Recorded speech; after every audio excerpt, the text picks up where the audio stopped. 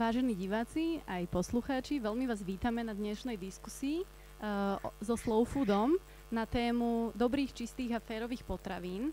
A verím, že s nami strávite príjemnú hodinku a my sa veľmi tešíme, že vám aj vďaka programu Live Európskej únie môžeme priniesť takéto zaujímavé, inšpiratívne rozhovory a jedným z nich je práve tento a budeme sa venovať téme potravín z troch rôznych uhlov pohľadu. Máme tu troch veľmi zaujímavých hostí, ktorí majú za svojim profesným životom 3 zaujímavé príbehy a prepájajú ich práve rovnaké hodnoty, ako sa na tému jedla a stravovania pozerajú. Ja by som vám, dámy a páni, veľmi rada predstavila Margit Slimákovú, špecialistku na výživu a prevenciu z Českej republiky, s ktorou ja už mám tu čest sa poznať nejaký ten rok a teraz v rámci Slow Foodu som veľmi rada, že prijala naše pozvanie a čo to nám porozpráva o sebe, o svojich aktivitách a hlavne vás inšpiruje tým, čo a ako môže to jedlo ovplyvniť nielen naše zdravie, ale aj to životné prostredie, čo si častokrát neuvedomujeme. Potom tu máme ako hostia Petra Sláčku, šéf-kuchára Bistro Baroza v Bratislave, ktoré vyznáva hodnoty Slow Food. Zatiaľ to nie je síce titulovaná Slow Food reštaurácia, ale mierime tam a verím, že raz sa aj takéto niečo teda stane, nakoľko máme cieľ budovať práve sieť Slow Food reštaurácií, stravovacích zariadení a teda toho slimačika zviditeľňovať. A takisto tu máme teraz aktuálne Elišku Gališovú z farmy zeleninovej Dream Farm, ktorá obhospodaruje pôdu regeneratívnym spôsobom a trošku neskôr sa k Eliške pridá alebo ju vystriedá Miško Roháč, takisto teda zakladateľ tejto farmy. Tak ja vás tu veľmi pekne vítam a ďakujem ešte raz za to, že ste prijali naše pozvanie. A ja by som chcela rovno prejsť k téme jedla z vášho pohľadu, ktoré, keď ja ako divák sledujem vaše aktivity, vaše profesie, vašu prácu, vidím, že vy to jedlo vnímate veľmi vysoko v rámci hodnotového rebríčka.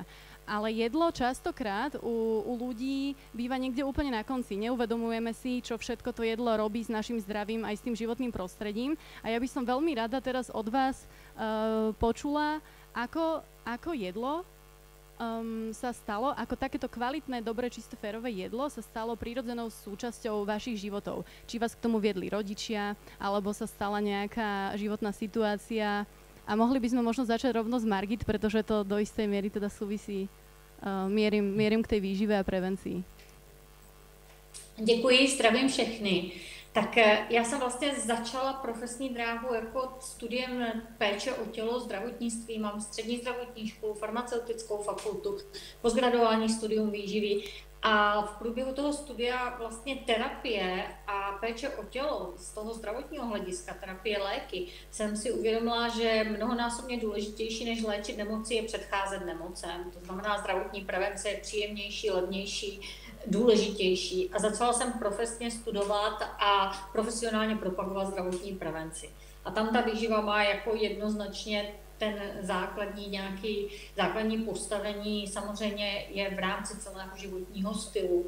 Takhle to dělám přes 30 roků dneska a má to smysl, dává to smysl, výsledky jsou jasné a rovnou bych řekla jako takové to základní, na co se zaměřují posledních možná 10-15 let, jak jsme se i k sobě dostali s Anetou, tak byla původně výživa ve školách a dneska poslední roky to ještě posouvám, zejména výživa v nemocnicích, teda zdravotní prevence, péče o své tělo a řekla bych, že prioritní možná dneska, už jsem se ještě posunula od výživy, ještě důležitější možná než výživa, to je to, co já propaguji, je jako mít se rád, pečovat o sebe a člověk, který se má rád, tak se o sebe co nejlépe stará a co nejlépe jí samozřejmě. A takhle jako to dneska mám postavené asi. A vedieš k tomu aj svoju rodinu? Alebo je to nejakou prírodzenou súčasťou tým, že od malička teda deti vychovávate asi touto cestou? Alebo boli nejaké možno rozpory, nedôverovali, chceli si nájsť vlastnú cestu? Alebo naozaj je to tak, že pokiaľ sa ten rodič venuje tým deťom od malička, vedie ich k tomu, tak si tú cestu nájdú úplne prírodzene? Je to naprosto pohodové. My s manželem jsme ve shodě od doby, co jsme se poznali, dá se říct. Sama jako dítě jsem vyrůstala v rodině z dědiny, takže jsme pěstovali všechno možné, takže doma bylo skvělé jídlo a velice brzo hned na střední škole jsem převzala sama tu péči o to jídlo. S manželem, když jsme se seznámili, jsme takhle od jak živa si vždycky zhodli, takže děti se narodily do takovéto rodiny a mně se moc líbí, jak říká vlastně kolega profesor Tim Noakes, žádné dítě se nenarodí s touhou po tyčince Snickers. Dokud my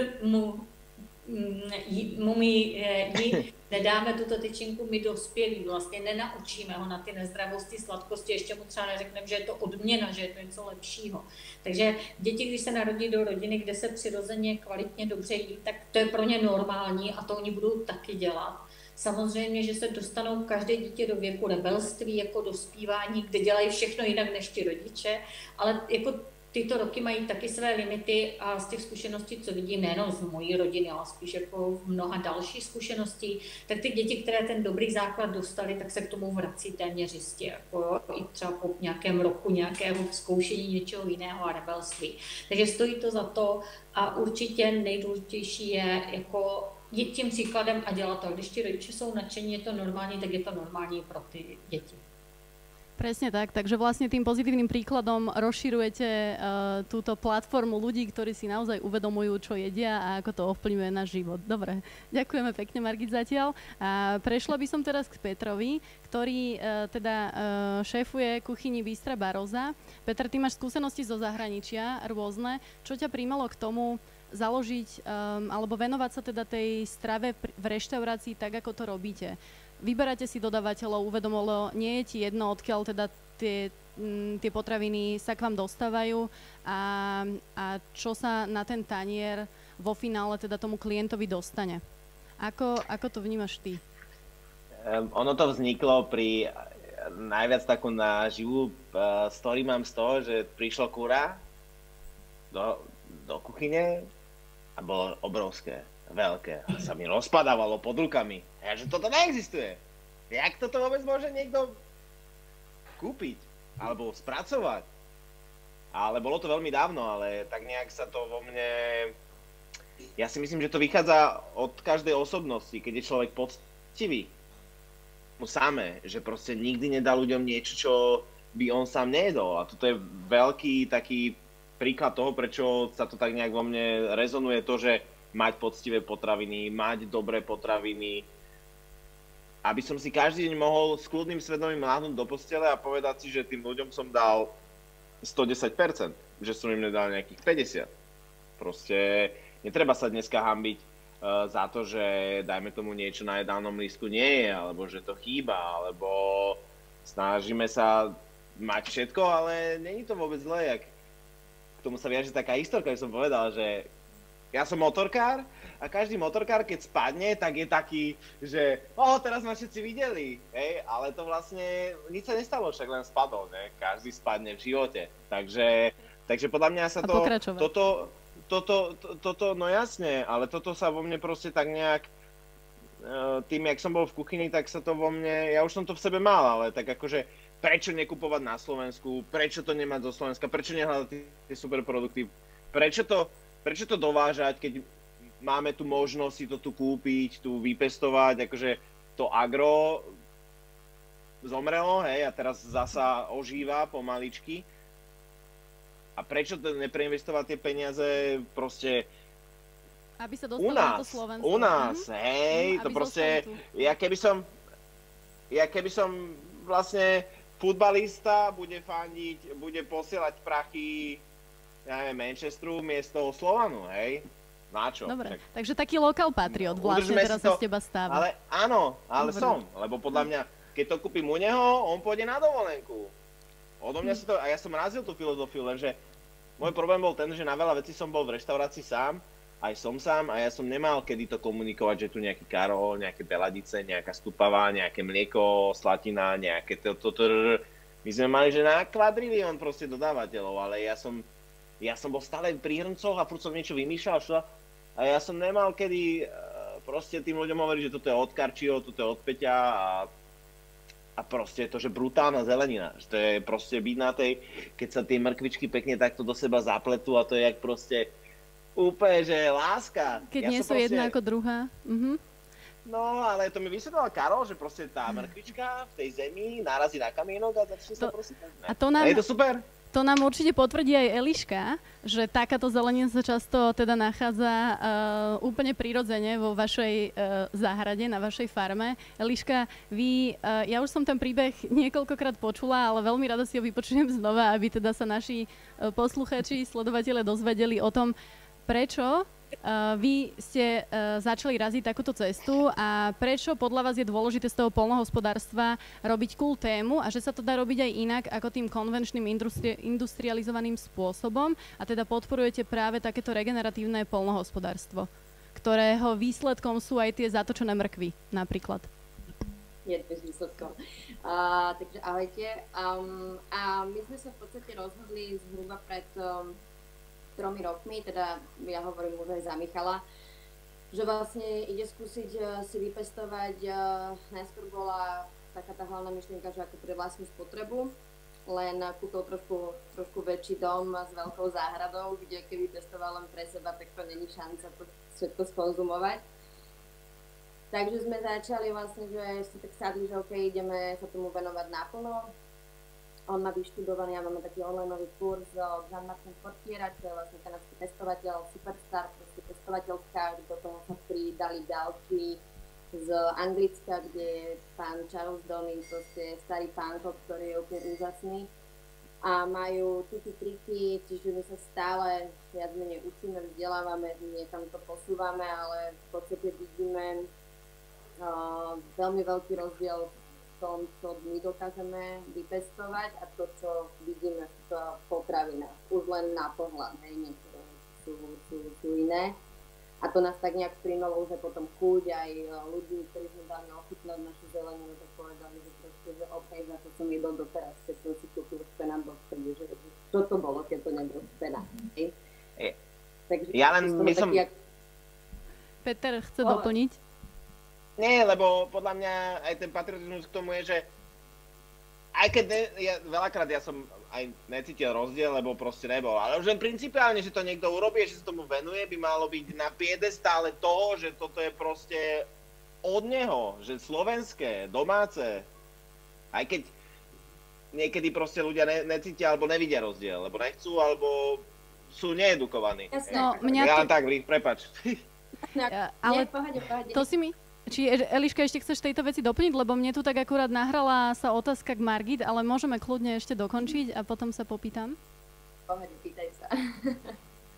Dobre, tak sa ešte teda k týmto príbehom dostaneme. Margit, bola spomenutá edukácia a myslíš si, lebo ty v podstate pracuješ s klientami, ktorých teda zaujíma primárne asi tá prevencia, ale predpokladám, že dostanú sa k tebe už aj ľudia, ktorí majú nejaké konkrétne zdravotné problémy a uvedomia si, že cez to jedlo to vedia riešiť. Je cesta, že sa človek už v tom produktívnom veku naozaj dokáže z hľadiska toho výberu potravín nejako zmeniť, dokáže si uvedomiť, že teda ak upriami svoju pozornosť na ten uvedomilý výber, na ten zodpovedný výber potravín, tak dokáže sa ozdraviť? Alebo je to náročné? Aneta, to je výborná otázka, bych řekla, v souvislosti dokonce s touhle aktuální epidemií, která nás tady celosvětově nějak trápí. Protože spousta lidí si přesně myslí, my už máme zdravotní problémy, my už jsme obézní a s tím se nic moc nedá dělat. A my od března v podstatě víme, že koronavirus je zásadně rizikový pro lidi, kteří mají nějaké poruchy metabolického zdraví. Jsou obézní, mají vysoký krevní tlak, mají cukrovku druhého typu, mají třeba zánětlivé poruchy, zánětlivost v těle. A co my víme také, že přesně tady tyhle parametry jde měnit v řádu týdnu. Za pár týdnů jde objektivní parametry změřit, zlepšit metabolického zdraví.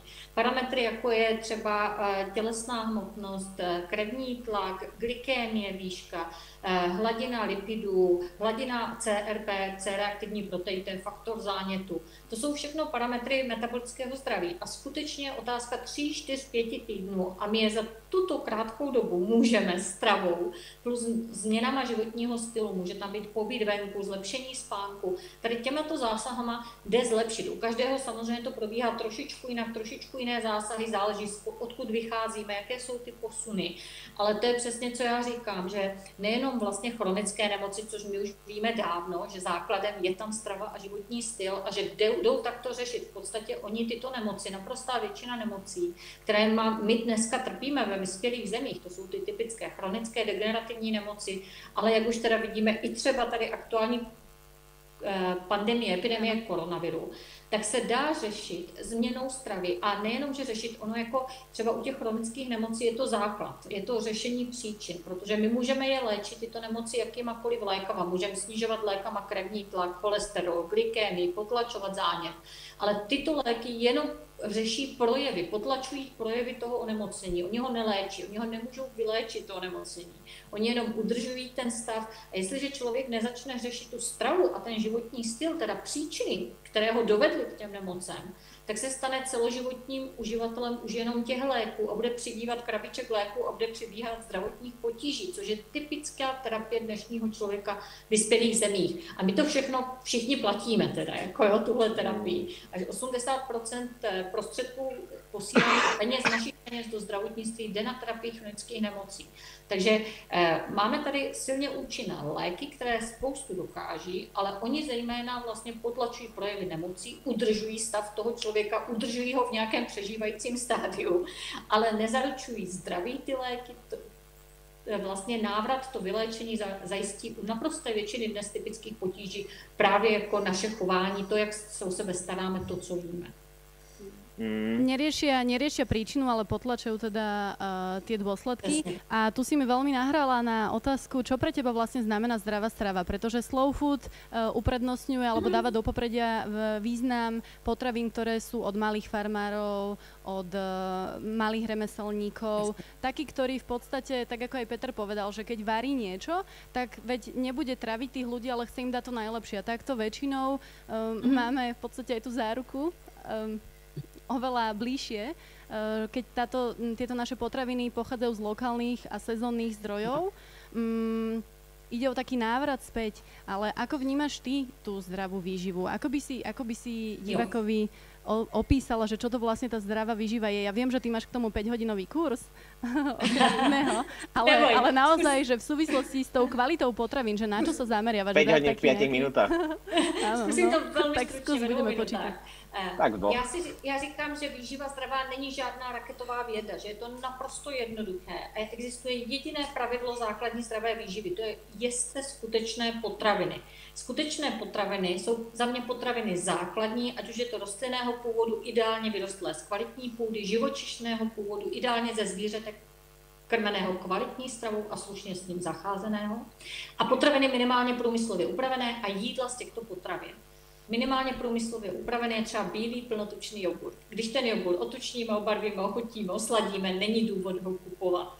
To znamená, a ještě tohle všechno ideálně od nejbližšího farmáře, to znamená lokální, sezónní. Tohle v naprosté zkratce. Podle mě člověk může se stravovat i velmi rozdílně, velmi individuálně. Není důležitý poměr gramů, kalorií, porcí, kolik sacharidů nebo tuků jí. Můžeme jíst velmi, velmi rozdílně. Jediná podmínka je, aby to bylo ze skutečného jídla. Takže i vegetarián, který bude jíst skutečné jídlo, může prospívat skvěle. Ale když ten vegetarián bude jíst koblihy a hranolky, tak je to vegetarián, ale je to špatně. To samé, když bude zastánce nízkosacharidové stravy nebo ketostravy jíst ze skutečných potravin, tuky, bílkoviny, zeleninu, je to skvělý. Když tuto stravu bude jíst těch hotových krabiček diet jako keto pytlíčku, tak je to nesmysl. Takže jako za mě skutečné jídlo A ještě bych k tomu dodala vlastně, jak jsem tady mluvila i o té epidemii, jako co si málo kdo uvědomuje a co mě děsivě vadí, že my tady od března něco řešíme nějakýma šílenýma omezeníma, které nám obrovsky až ubližují. A já vždycky říkám, kdyby my jsme od března na místo vlastně boje s jedním virem propagovali zdraví, tak my jsme celá společnost dneska úplně jinde a řešíme úplně jiné problémy. Takže za mě na prvním místě propagace zdraví, je to jednoduché, dá se to řešit zlepšit v řádu pár týdnů a zdravá výživa je to, co roste kolem nás, je lokální sezónní, jsou to skutečné potraviny a jídlo z nich.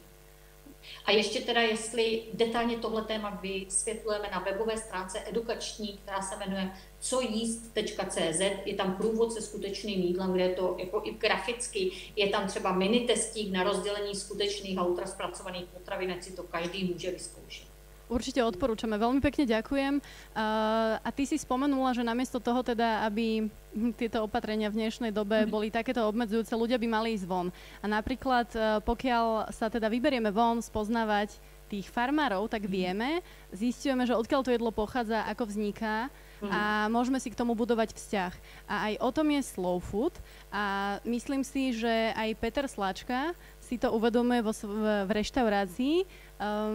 A je to vidieť teda na tom menu, ktoré svojim zákazníkom ponúkaš. Uvedomujú si to aj ľudia, že za tým jedlom je príbeh, za tými potravinami, tak ako si už niekoľko príkladov v podstate spomenul v súvislosti s konkrétnymi menami, od koho tie potraviny kupuješ.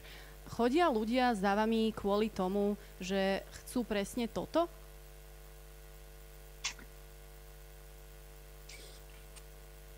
Ne. A tak som chcela počuť, že áno. Je 0,5%, 0, mizivé, nič, zero. Ľuďom je to v podstate, ja nechcem byť ten akože čo, ale ja si to myslím. A keď sa mýlim, tak sorry, ale not sorry, lebo ľudí v prvom rade zaujíma cena. Ľudia sa chcú nájsť lácno. Najlepšie rýchlo.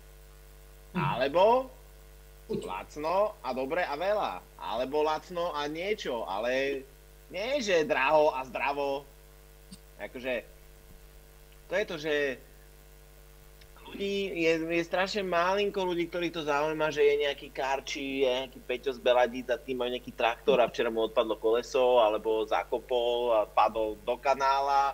Ja to jedlo, lebo ja tam idem, alebo on mi to donese a vždy sa porozprávame a za tým je kopec story, jak to tam nasadil a to obsadil a presadil a to sadí s tým, aby to tak fungovalo a tak ďalej, a tak ďalej, a tak ďalej. Alebo robia podľa lunárneho kalendára, jak mi hovorili naposledy kalendári vo vinárstve, že proste postrekujú o 2:30, keď je mesiac tam a ja hovorím, že a sadia rohy do zeme a potom to melo na prášok a s týmto sypu a hovorím, čo? Také veci sa dejú, ale ľudí to zaujíma proste, ja som, že poviem, že wow, a 99,5 niečo, teraz ja neviem, koľko ich je, povie, že and where is my YouTube? Takže je to problém, na tom treba zapracovať. Jedlo sa rovná tradícia, sa rovná kultúra a tak to proste vždycky bude a bolo, ale už teraz je to, že ani jedlo, ani tradícia, ani kultúra.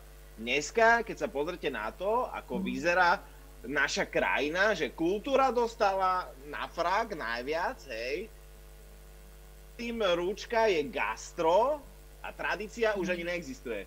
Dneska ľudia proste tú tradíciu už nevnímajú. Kde je ten kroj, kde je tá pohánka, kde je toto, kde to je? Není. Lebo ľudia chcú zarábať prachy.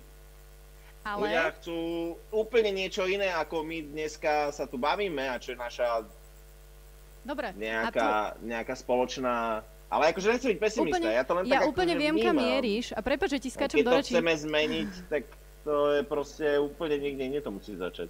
Ja úplne viem, kam mieríš a podľa mňa je veľmi dôležité, aby práve takéto príklady dobrej praxe boli počuť a boli vidieť. A to dosiahneme iba tým, že sa budeme prepájať. Aj o tom je slow food. Jedna z tých hodnôt je práve o tom vytvárať siete, sieťovať ľudí, ktorých to zaujíma, či už teda tak rovno nás prepojte na ministerstvo poľnohospodárstva. A vieš, aj na tom... Kde? Vieš, aj na tom pracujeme, ale áno, tieto politické záležitosti sú na dlhšie lakte, ale ja by som sa skôr posunula... Decka, tam to začína. Ale vieš čo, pokiaľ sa... Peter, pokiaľ to budú ľudia chcieť... No aj chceli veľa vecí a neudialo sa, však to vidíme. Dobre, 10 000 ale ľudí protestov. poďme sa vrátiť k téme, ktorú vieme ovplyvniť. A ovplyvniť vieme práve to, že si budeme uvedomovať tie hodnoty.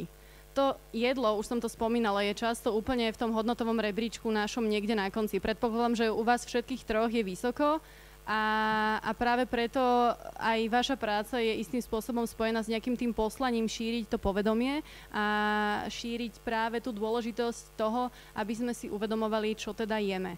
Aby sme spomalili.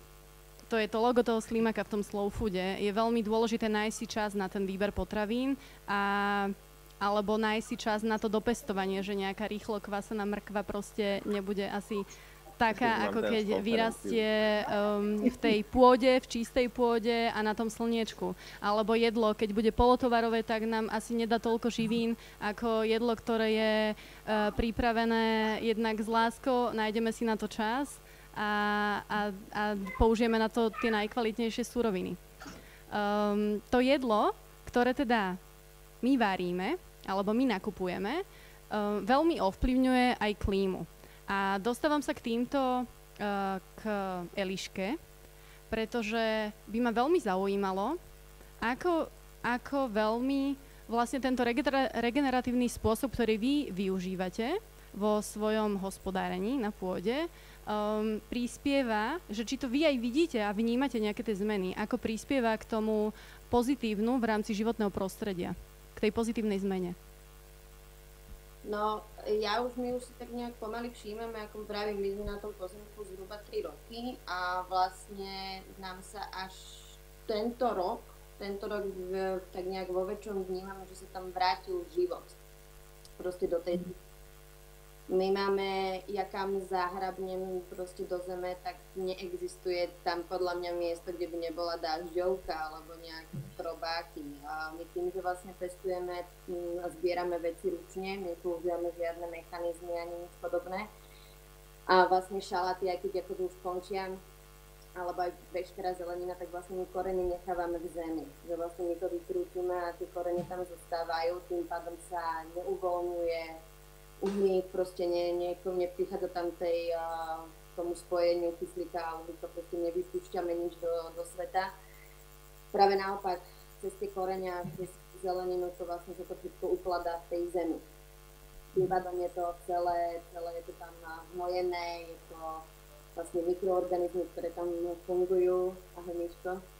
Mikroorganizmy, ktoré tam... Michal!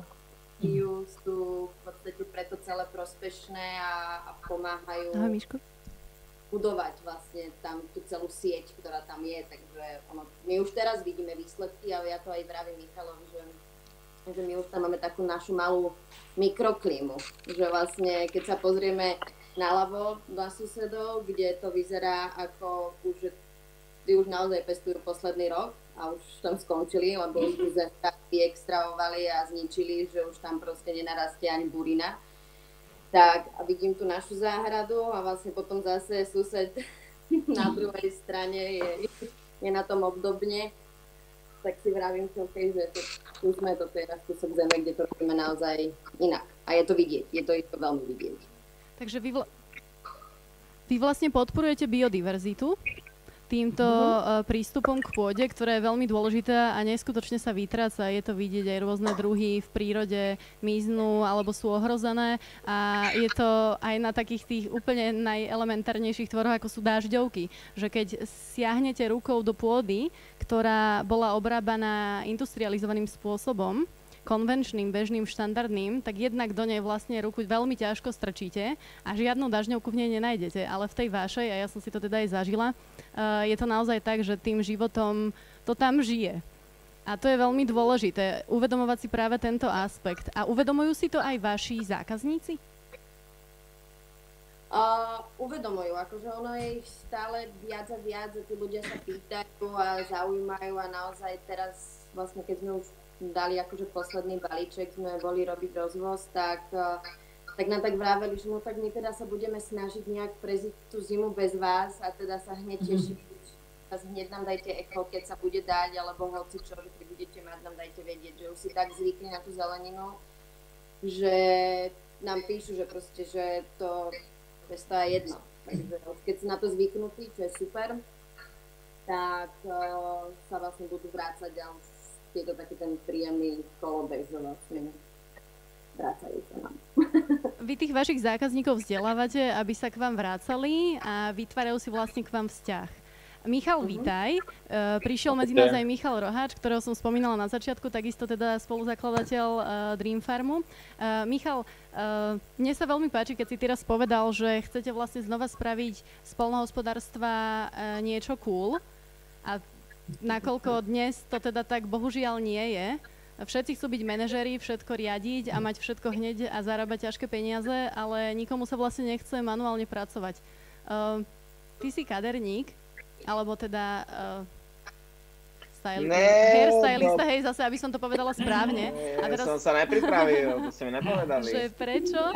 Že prečo? Len to lepšou stranou. Prečo si myslíš, že je dôležité z toho poľnohospodárstva robiť cool tému a vlastne vraciať sa k tým našim koreňom, k tomu, čo bolo voľakedy úplne bežné, že každý druhý človek alebo rodina mala za svojím domom alebo na balkóne nejakú záhradku a tie paradajky z tej záhradky chutili úplne inak ako nejaké, ktoré cestovali tisícky kilometrov.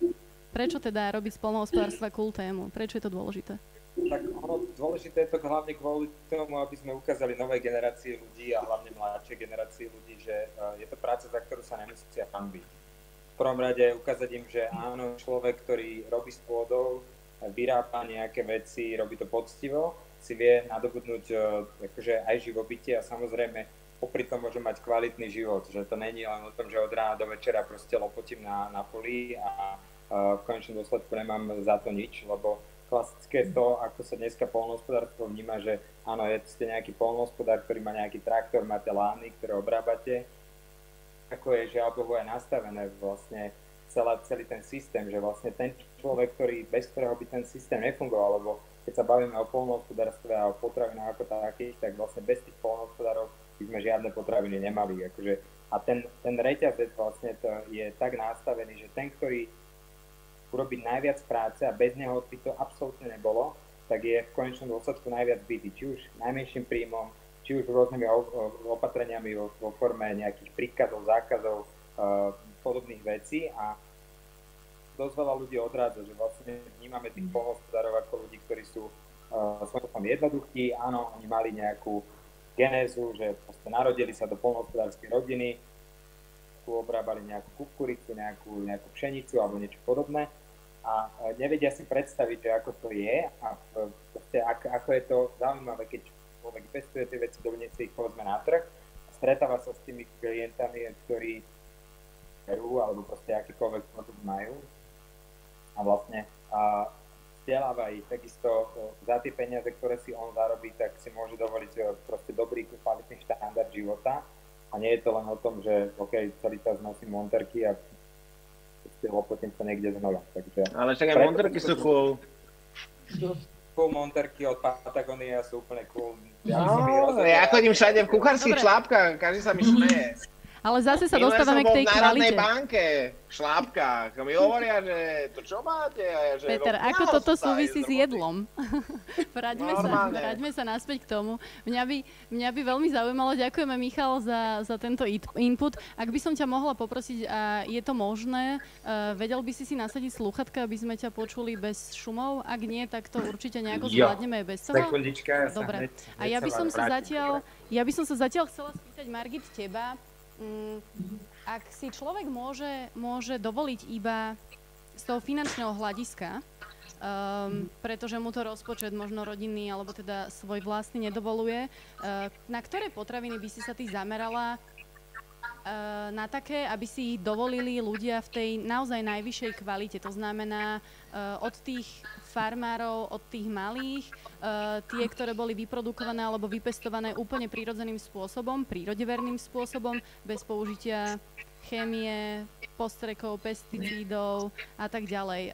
Aká skupina potravín je podľa teba tá úplne najdôležitejšia. Ja viem, že toto je taká zákerná otázka, lebo by si mi najradšej odpovedala, že všetky sú a je to o prioritách, ale možno narážam na to, že ľudia často riešia otázku toho rodinného rozpočtu alebo financií, že ako si nájsť ten priestor na to, dovoliť si kvalitnejšie potraviny. Ja mám na to svoj názor, možno, ale typujem, že ty to určite povieš a prípadne potom ja keď tak doplním, že kde sa dá ušetriť. Dobře, tak možná překvapím.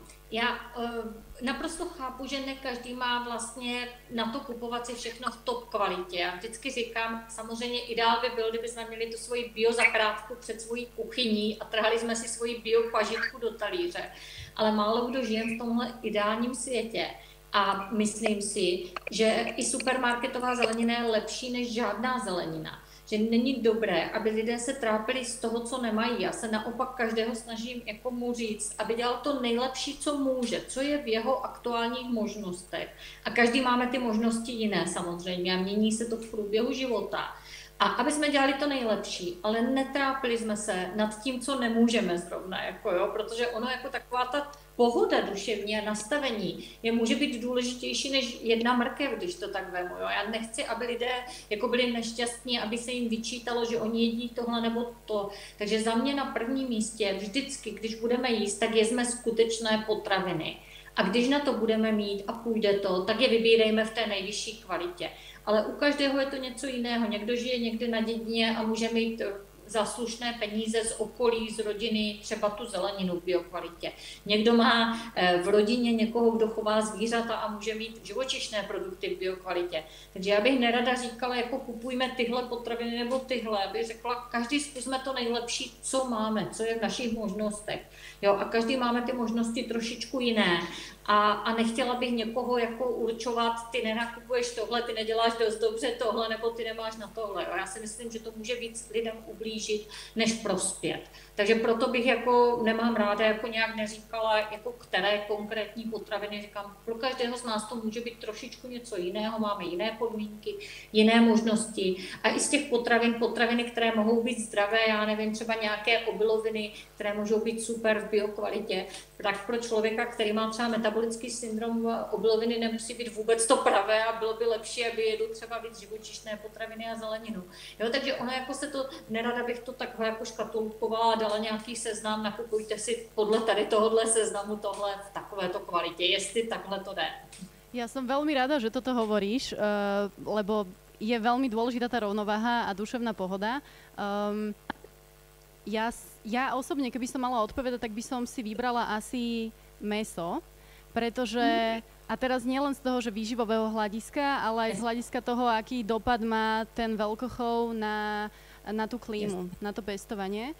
Ale samozrejme, že je to naozaj vec priorít, aké potraviny si vyberáme a toho, čo nám teda náš rodinný rozpočet dovoluje.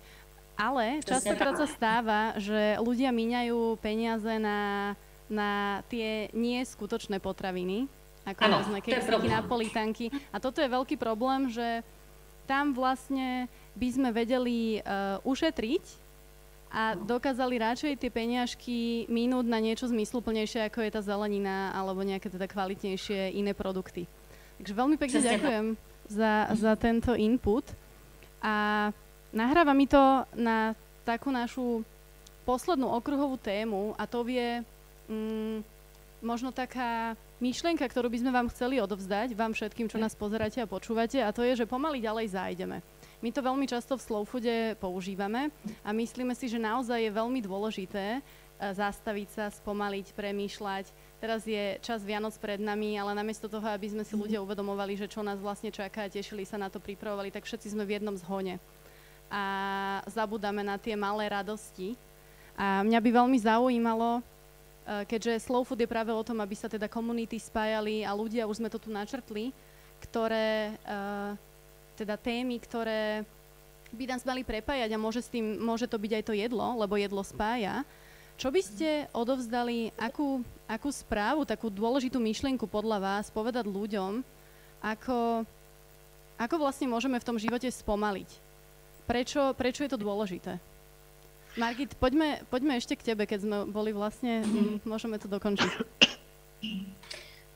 Tak jako já bych řekla, že jak obrovsky výživa, zdravá výživa nebo jídlo je nejenom mým hobby, ale mým profesním posláním, prosazování, propagace zdravého jezení, tak jako skutečně taková ta pohoda celková může být kolikrát důležitější. Zase často říkám, že třeba i z nechutí snězená pohanka může ublížit více než oblíbené hranolky. Jako jo. My potřebujeme tu pohodu, my potřebujeme nějaký ten nadhled, užívat si život. A jestliže člověk se bude trápit, bude se do něčeho jako směřovat, kde mu to nesedí, nebude to ono. Takže za mě po tom prvním základním pravidlu zdravé výživy, které jsem říkala, jeste skutečné jídlo, tak to druhé pravidlo hned je, respektujte svoje tělo, vnímejte svoje tělo a dělejte to nejlepší pro vaše tělo. Nenechte se vlastně vláčet médií, doporučeními, nějakýma, já nevím, komerčníma záležitostma, přípravkama, jo, prodejci přípravků. V podstatě tohle vůbec nemá smysl. Já nejsem ani zastáncem nějakého přeměřování, převažování, testování zbytečného, jako jo, a vybírání metabolických typů. Za mě je to vše v naprosté většině tady tohle nějaký velký biznis jenom. A myslím si, že čím více člověk poslouchá někoho cizího, ať už jsou to diety cizí, jo, nějaké přístroje, měření, testování, tak tím více ztrácí schopnost poslouchat své vlastní tělo a starat se o něho dobře a respektovat ho a dělat to, co jemu vyhovuje, protože my jsme každý originál. Každý si zasloužíme tu nejlepší péči, ale individuální a ideál je, když na to dojdeme, když se to naučíme respektovat své tělo, poslouchat jej vlastně, co mu dělá dobře, co potřebuje a děláme to. A takhle to máme na celý život a nepotřebujeme neustále studovat, jaká výživová móda jako zrovna letí, nebo jaká studie co tvrdí. My se vlastně úplně osvobodíme od tady těchto nějakých vlivů, bych řekla, komerčních a mediálních a budeme v pohodě sami se sebou. Takhle si můžu. To je krásne, keby si to tak naozaj všetci ľudia na tomto svete uvedomili, to by bola jedna veľká krásna utopia, ale ja verím tomu, že to chce čas a práve aj teda aktivity ľudí, ktorí vystavajú také vyznávajú takéto hodnoty, tak práve pomáhajú šíriť toto poslanie. Takže veľmi pekne ďakujem, Margit, za tieto slova, je to naozaj veľmi dôležité. Michal, dostávame sa k tebe, ale keďže ty si s nami nebol úplne od začiatku, ja by som sa vrátila možno o krok späť. Ako ty vnímaš tieto vaše aktivity v súvislosti možno s tým zdravím k planete, ale aj s vašim zdravím? Vy ste obaja s Eliškou vegáni a mali ste niekedy problém dostať sa k tej kvalitnej zelenine, že ste sa napríklad dali teda na túto cestu, alebo z tvojho pohľadu bol aj toto jeden z inputov, prečo vlastne riešite a robíte to, čo robíte, a zároveň berieš to ako poslanie, možno šíriť myšlienky tohoto regeneratívneho poľnohospodárstva aj v súvislosti s tým, aby si to uvedomovali vaši zákazníci? Ja sa v prvom rade ospravedlňujem, že som nebol prítomný, lebo mal som trošku problémy v práci a ako viete, teraz sú trošku také akože trošku zmetky v rámci všetkého, takže sa veľmi ospravedlňujem, trošku nič sa nestalo. Veci. Ja keď som na začiatku začal sa venovať vlastne tomu stravovaniu akože na rastlinách, tak v jednom takom shopping mallu bola vlastne volá sa to, myslím, Freshlandia. Ja keď som začal si robiť smoothie a robím si ich do dneska, tak som chodieval a utracal som za listovú zeleninu strašné peniaze. Akože nevadilo mi to, lebo som vedel, že investujem do svojho zdravia, ale postupne mi začalo vadiť to, že veci, ktoré sú dostupné a vieme ich tu urobiť, tak si kupujeme sprostredkovanie, vlastne vozia nám ich z Talianska, vozia nám ich zo Španielska, z Holandska a podobne. Takže ja som sa začal venovať tomu, že áno, okrem toho, že kvalitu, vyberať si kvalitu a za ňu mať v podstate samozrejme aj vedieť zaplatiť, ale potom ma začalo zaujímať to pestovanie ako také. Postupne som prešiel k tomu, že som objavil regeneratívne poľnohospodárstvo, lebo najprv to bolo takéto biopestovanie a vlastne ja nehovorím, že bio je špatné, keby všetko bio bolo tak, ako je pôvodne zamýšľané, tak verím tomu, že sme niekde inde už dávno, lebo to biopestovanie je tu strašne dlho. A taká nadstavba na toto regeneratívne poľnohospodárstvo, ktoré práve necháva tie vlastne výsledky lepšie ako sú, lebo keď sa bavíme o tom, že nejaké klasické konvenčné pestovanie je také, že ktoré extrahuje všetky tie veci a proste ničí tú prírodu a proste všetko len vyberať a čo najviac vyťažiť. Tak bio je také, ktoré sa nazýva sustainable. Ho zachovať. A udržateľné neviem, po či to, a udržateľné, takže vlastne to neviem, či je dostatočné v momentálnej dobe, v ktorej žijeme. A preto to regeneratívne, ktoré vlastne tou našou činnosťou zlepšuje a zanecháva ten výsledok lepší, aj kvalitnejšiu v prvom rade pôdu a tým pádom aj vlastne tie plodiny, ktoré sa na nej pestujú. A vlastne tým sa dá zabezpečiť kvalita a mňa osobne áno, momentálne si začínam uvedomovať, myslím si, že aj za Eliškou, že aký rozmer to má to, čo robíme. Lebo v prvom rade je naučiť sa to robiť, vlastne pochopiť celý ten princíp a potom, keď sa tie veci alebo tie dvere sa otvoria, tak človek si uvedomí, že čo všetko s tým vie urobiť. Je to osveta, je to proste vzdelávanie, sú to veci, o ktorých sa mi nesnívalo, lebo vlastne aj to, že vôbec sa rozprávame dneska o poľnohospodárstve a sedím vo svojom salóne, tak keby ste sa na to spýtali 2 roky dozadu, tak asi to nebude úplne to, čo som si predstavoval. Ale som za to vďačný a ja osobne mám trošku takú utopistickú ideu toho postupne to kaderníctvo viac a viac vypúšťať a práve z toho postu tej práce, ktorú robím, ísť viac do tej práce práve regeneratívneho poľnohospodára. Neviem, ako sa mi to podarí a či sa mi to vôbec podarí. Viete ma? Počujeme, áno, všetko v poriadku, okay. Ale Peter nám vypadol, ale on sa asi odpojí a zapojí ešte raz, takže kľudne poďme. OK. Takže určite by sme chceli časom prenášať tie naše skúsenosti a vlastne vedomosti ďalej. Ja dneska verím, že viac a viac práve mladých ľudí a práve tá ďalšia generácia bude schopná vlastne žiadať tieto veci, že to nebude o tom len, že OK, máme tu nejaké potraviny, ktoré nám niekto sem dal, je to v nejakom nákupnom centre, je tam pod tým nápis, je to slovenské a to nám stačí, ale že čím ďalej, tým viac a viac bude aj tlak verejnosti k tomu, aby sme sa pýtali ľudí, že OK, ako zaobchádzate s pôdou, čo robíte, proste ako ošetrujete pôdu, ako sa staráte o pôdu a na základe toho si budeme vedieť urobiť vlastne predstavu o tom, že aký je ten produkt. Lebo to je dneska to, že ako súhlasím s tým, že zelenina ako taká, akákoľvek je lepšia ako čokoľvek procesované. Moja nadstava je na to, že čokoľvek procesované a plus mäso a živočíšne výrobky sú 100% lepšie teda zelenina je oproti tomu lepšia, to je môj osobný názor. Nechcem o tom nikoho presvedčať, ale málo ľudí sa zaujíma práve odkiaľ tie veci pochádzajú. A to dneska musí byť, a ja si osobne myslím, že mali by sme obrátiť vlastne vzdelávaním a osvetou vlastne aj pozornosť trošku na legislatívu k tomu, aby sme, povedzme, organickí pestovatelia, ktorí musia veľa peňazí za to, aby boli certifikovaní organicky a vlastne ten produkt bol označený, tak dneska oni musia investovať veľa peňazí a oni sú bytí tým, že oni môžu alebo musia označovať tie veci. Ako to je možné, že dneska v bežnej praxi alebo bežnom obchode nedostanete povedzme mrkvu, ktorá bude označená, že OK, bola chemicky ošetrená, bola chemicky v podstate, bola v zemi, ktorá bola chemicky hnojená. Prečo táto legislatíva napríklad nie je dneska? Lebo všetci vieme, že percento, povedzme, ohrozenia, ale permanentným vlastne príjmaním takýchto vecí poškodzujeme aj svoje zdravie.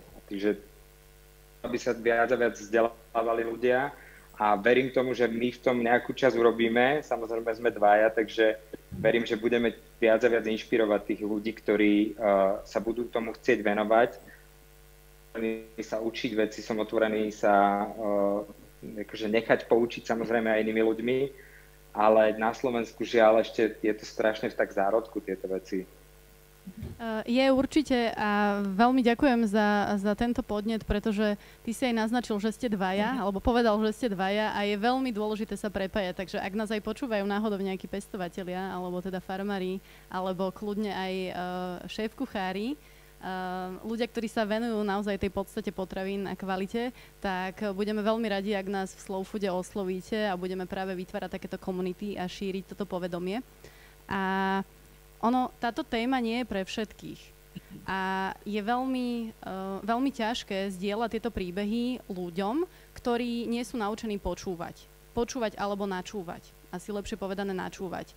A ja by som sa rada teraz, Peter, trošku dotkla ešte témy teba v reštaurácii. Vy keď predávate jedlo, ktoré teda varíte, chcú ľudia počuť tie príbehy? Píšete to napríklad nejakým spôsobom, informujete o tom v menu, alebo prinášate nejaké story, príbehy z tých fariem, kam chodíte, kde nakupujete potraviny? Alebo ty si to síce už naznačil, že ľuďom je to jedno, ale verím tomu, že aspoň nejaké to malé percento, ktorí si ja to sa snažím im to hovoriť, lebo podľa mňa jedlo s príbehom je ako jedlo s dušou. Lebo na čomu budem rozprávať o Tuňákovi z Tokia, keď pre mňa je zaujímavý zubáč zo Stopavy, kde je proste ten farmár, ktorý to tam pestuje a tým pádom, čiže tým, že ja tie produkty vyberám a s tými ľuďmi sa kamoším, tak tým pádom vždycky natrafím na veľa zaujímavostí a vecí a ja to šírim ďalej. Čiže v podstate sa snažím im to rozprávať a edukovať. Čiže je to skôr takým ústnym podaním, lebo v podstate, ako ste si všimli, tak celkom dobre rozprávam a tak vtipne a hej, čiže sa aj zabavíme pri stole, aj si niečo povieme a je to cool. Takže ja skôr takým ústnym podaním, hej, ale snažím sa to robiť, lebo vždycky je to niečo zaujímavé, čo človek odovzdá ako informáciu. A takisto, keď sa bavíme kolektívne o jedle, tak veľa nápadov vznikne aj to, že sa tu budeme baviť piati a niekto povie niečo zaujímavé a už si to memorujem a stane sa možno o pol roka, že z tej informácie vznikne nejaké jedlo, alebo z nejakého produktu, ktorý príde od farmára, nejaký nový, že videl som niečo také, to je proste tá voľnosť toho celého, čo sa dá robiť, je nekonečná.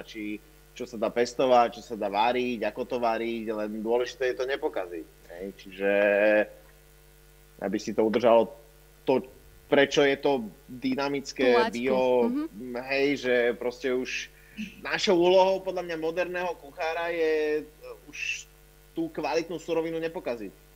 Len proste do nej vzdýchnuť ten príbeh. A chodíš za svojimi hostiami? Teraz nás jasne. Dobre, lebo som nevedela, či si počul otázku, nás trošku nejako prerušilo. Chodíš za svojimi hostiami ich pozdraviť, spýtať sa, ako chutilo? No, jasne. Akože nechodím, keď nemám čas, nejdem, ale väčšinou sa prechádzam cez reštiku a si tam prítomný.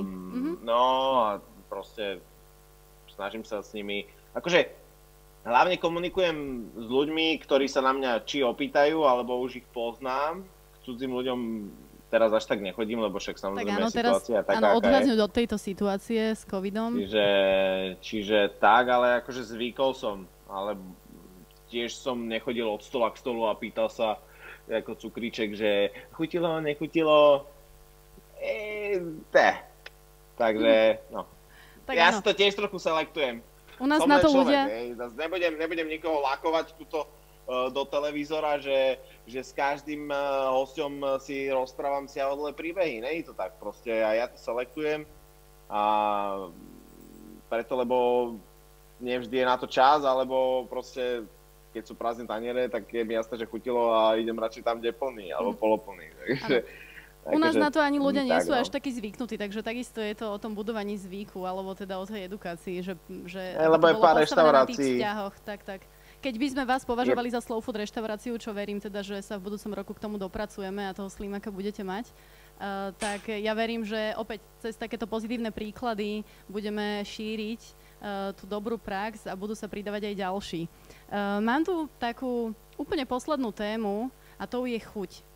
A slow food vlastne veľmi sa snaží poukazovať aj na to, že jedlo je treba vnímať všetkými zmyslami. A začala by som Eliškou, že chcela by som sa ťa spýtať,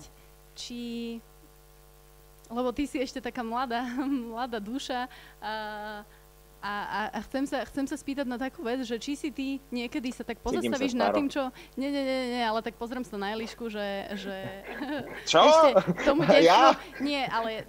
Dobre, a Michal? A Marit? Začneme inak. Eliška. Tak na budúce vám miesto bielej brady bude mať biele vlasy. Dobre, toto nebolo úplne najlepšie premostenie, beriem späť. Chcem sa spýtať, Eliška, ak sa obzrieš dozadu, ešte úplne, že do detstva, deti často vnímajú jedlo naozaj, že všetkými zmyslami. Chuť, očuchávajú, chytajú do rúk a teraz ty ako už dospeláčka, ale vlastne robíš že s veľmi kvalitnými potravinami, že či sa niekedy aj pristihneš vo vašej záhrade, že začneš listy nejako obzerať alebo nejak viacej sa zapodievať ich tvármi, vôňou, chuťou. Či ťa toto zaujíma? A my sme robili aj taký poll, že vlastne tá naša zelenina je taká čapatá, krivá, celá nejaká, presne tie zatočené mrkvičky. A ja sa v každom jednom tom, sem tam si ich tak naukladám na seba, presne takéto akože atypické, ktorých je celkom aj dosť. A vždycky v nich hľadám, že pozri sa, toto sú jak dve tanečnice, alebo proste, že máme v tom taký, že vlastne hľadáš v tom, že na čo sa to podobá, hej? Že na repe vidíš tam nejaké dve otlačené, že to vyzerá, proste, že to má oči a ja neviem, proste, že deťom to ukazujem, hej, netierkam. Chodíme, tie listy kontroluješ, proste si len tak otrhneš, ochutnáš, či si v pohode, či je to tak, ako to má byť, lebo sa tam netvorí niečo, čo tam byť nemá, ale ono v podstate to je na tom to, že naša, a hlavne koreňová zelenina, aj tie listové, a tá listová je pomerne akože väčšinou rovnaká, ale tá koreňová zelenina je na nej tiež akože najvštipnejšia na toto ohmatávanie a ovoniavanie a takéto, že čo to vlastne je, hej, to zatvára. Michal, máš niečo na doplnenie k tejto téme? Chute, vnímanie jedla všetkými zmyslami? Tak ono, my aj to, čo robíme vždy vlastne na farme, že vlastne my všetko zbierame ručne. Čiže vlastne aj keď robíme listovú zeleninu, tak všetko je ručne zbierané, či my veľmi selektujeme to, čo vôbec niekomu dáme. A to, čo sa nám nepáči vizuálne, prvá je vizuálna stránka toho, že keď to nie je, povedzme, keď špenát nie je dostatočne zelený, je trošku bledý, alebo je nejak, proste, ja neviem, keľ, má nejaké vády, tak áno, snažíme sa ho v podstate vytriediť. A áno, potom je také to vnímanie, hlavne v prvom rade ľudia by mali vedieť vnímať to, ako tá zelenina vyzerá. Keď je extrémne uniformná, alebo dneska to všetci vieme, že idete do supermarketu, všetky rajčiny sú rovnaké, všetky úhorky sú proste kalibrované rovnako, proste všetko je rovnaké, všetko má peknú veľkú, dokonalú veľkosť, proste krásnu farbu, všetko je super, ale v momente, kedy s tým začnete pracovať a začnete to ochutnávať, tak nevonia to, nechutí to. Aj biozeleninu trošku človek začne, tak áno, tam už je tam väčší tam to už niekde chutí a niekde to vonia, ale tá čerstvosť je podstatná pre mňa a preto sme to aj my začali a ja som to začal robiť, lebo pre mňa najväčší vrchol toho, čo môže človek ísť, je ísť von, odtrhnúť si ten produkt a nejakým spôsobom si ho pripraviť. A ja osobne napríklad nemám rád, keď by som mal, ja neviem, že viem, že šalát, ktorý si kúpim a bude mať týždeň, lebo je dovezený z Talianska, tu absolútne žiadnu, to je odpad, to je proste na kompostovisko.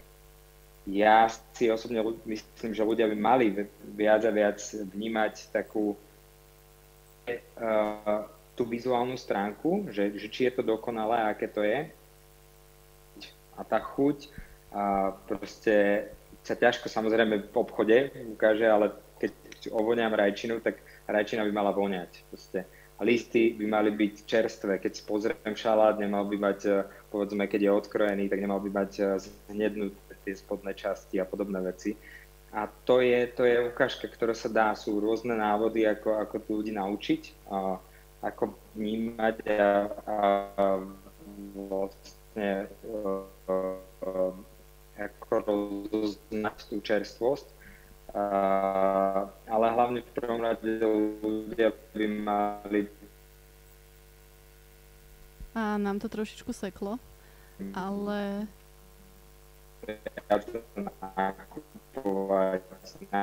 Asi Miška, dobre, teraz to počujeme takým mimozemským hlasom, neviem, či počuje. Za produktami, ktoré sú priamo od výrobcov alebo od pestovateľov. Ale Dobre, Miško nám trošku seká, ale myslím, že pointu sme zachytili. Ako naozaj tá uniformnosť nie je to, čo by sme mali hľadať a práve to prirodzené je to nedokonalé. Peter, ty teda s takýmito surovinami v podstate pracuješ, varíš a mňa by zaujímalo, či robievate aj nejaké degustácie. Dobre, Miško, možno Eliška, keby si mu vedela napísať, že odpojiť sa, pripojiť sa. Miško, si nám trošku si nám sekal. Keby sme ťa mohli poprosiť, že skúsiť sa odpojiť a pripojiť ešte raz. Nie? Dobre. Peťko, teba naozaj, že len veľmi rýchlo... Robíme degustácie a ja tu mám akože generálne najradšej, lebo degustácie a rezervácie.